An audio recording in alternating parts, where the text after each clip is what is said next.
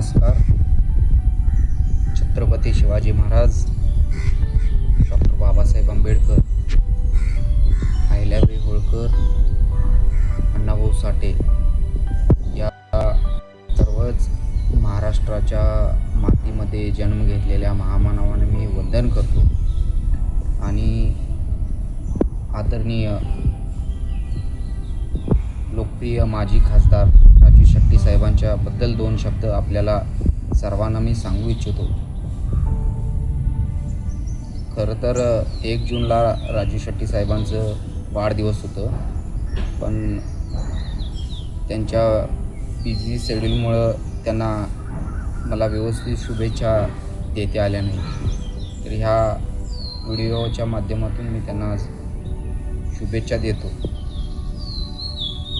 साहेब, खरं तर शेतकऱ्याची परिस्थिती ही खूप कर्नाटक महाराष्ट्रामध्ये खूप वाईट होतं, पण तुम्ही ज्यावेळी ह्या शेतकऱ्यांच्यासाठी काम चालू केलात तेव्हा शेतकरी हा चालत फिरणारा सायकलवर फिरू लागला.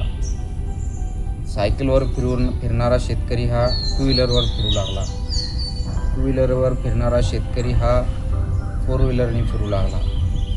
असे अनेक शेतकऱ्यांच्या जीवनामध्ये सोन्याचा दिवस आणण्याचे काम तुम्ही केलं. आणि शेतकऱ्यांचा 3035 आज ऊसाला जो भाव आहे किंवा पिकाला भाव आहे, ते फक्त तुमच्या आंदोलनामुळं आणि तुमच्या मार्गदर्शनामुळं हे सगळं घडलेलं आहे. मी तुमच्या वाढदिवसानिमित्त सांगतो की तुमच्या हातून अशीच शेतकऱ्यांची सेवा होत राहो आणि इथून पुढच्या काळामध्ये अशीच ताकद तुमच्याकडून शेतकऱ्यांना मिळत जावो. साहेब, मला आपल्याला एक गोष्ट सांगायची आहे.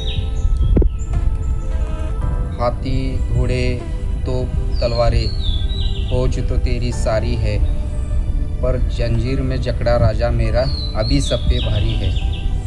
साहेब, तुम्हाला अनेक लोकांनी अडवायचा प्रयत्न केला, तुम्हाला अनेक लोकांनी तटवायचा प्रयत्न केलं, पण तुम्हाला कोण अडवू शकत नाही का? म्हणजे प्रत्येक गोरगरीब शेतकऱ्याच्या मनात, हृदयात तुम्ही आहे.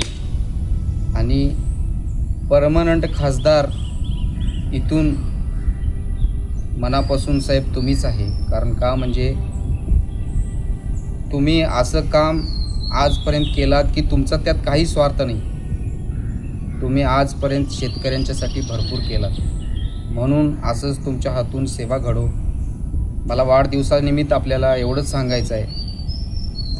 गणेशाची सिद्धी, जानकीची बुद्धी, शारदेचं ज्ञान, कर्णाचं दान, भीष्माचं वचन, रामाची मर्यादा, हनुमंताची ताकद आणि शिवाजी महाराजांसारखी दूरदृष्टी तुम्हाला मिळू दे, हीच अंबाबाई चरणी प्रार्थना करतो. आणि वाढदिवसाच्या तुम्हाला आबाळा एवढ्या, समुद्र एवढ्या, डोंगरा एवढ्या कोटी कोटी शुभेच्छा देतो आणि थांबतो. जय हिंद, जय महाराष्ट्र.